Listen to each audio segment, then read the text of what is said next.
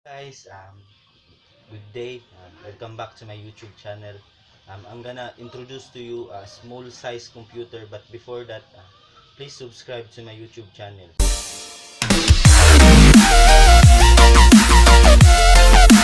So, what is Raspberry Pi?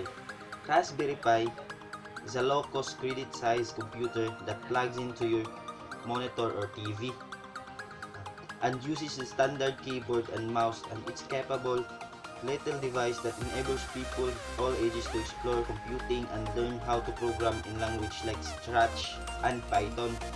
And it's capable doing everything you'd expect in desktop computer to do, from browsing the internet, playing high-end definition video, and making spreadsheet, word processing, and playing games. So Raspberry Pi is a credit-sized computer designed and manufactured in the UK with the intention of providing a cheap computing device for education. Since its release, however, it has grown far beyond the sphere of academia. Its origin can be found in the University of Cambridge Computer Laboratory in 2006. Computer scientists Evelyn Upton and with Rob Mullins and Jack Lang and Alan Microsoft were concerned that incoming computing undergraduates have grown divorced from the technical aspect of computing. This largely due to the school syllabus that placed an emphasis of using computer rather than understanding them. history of Raspberry Pi. So Raspberry Pi launched in 2012. So the main intention of creating the Raspberry Pi is because to teach children robotics, programming language, and so many other things. But on launching, it became popular to the community in terms of programming and robotics. So it became successful, and it leads to have a unique community and have a different kind of project such as robotics, IoT device, and many others more. And it can also use as a main desktop computer.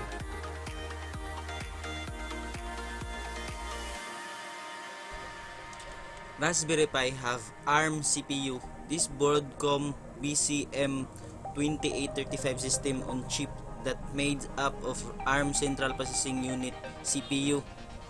GPIO, these are supposed general purpose input-output connection points that will allow the real hardware hobbyist the opportunity to tinker. RCA, an RCA jack allows connection of analog TV and other similar output device. Audio output, this is the standard 3.5mm jack for connection audio output devices such as headphones or speaker. There are no audio in. Leads, light emitting diode for all the indicators light needed. USB, this is the common connection port for peripheral devices of all types including your mouse and keyboard. Model A has 1 and Model B has 4. You can also use USB hub to expand the number of ports or plugins to your mouse and your keyboard at its own USB ports. HDMI, this is the connection allows you to hook up high definition television or other compatible device using the HDMI cable. Power, this is a 5 volts micro USB power connector in which you can plug your compatible power supply. SD card slot, this is the full size SD card slot. As in SD card slot of operating system OS installed is required for booting the device. They are available for purchase from the manufacturer, but you can also download an OS and save it to your card yourself. Ethernet, this is the connector allows you to wire your network access and available to the Model B.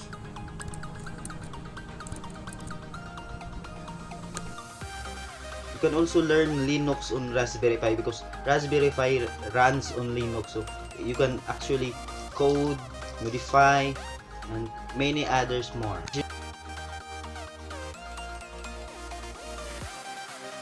Generation of Raspberry Pi, Pi 1, Pi 2, and 3. There are generally have been Model A and Model V of most generation. Model E is cheaper variant and tends to have reduced RAM and ports like USB and Ethernet.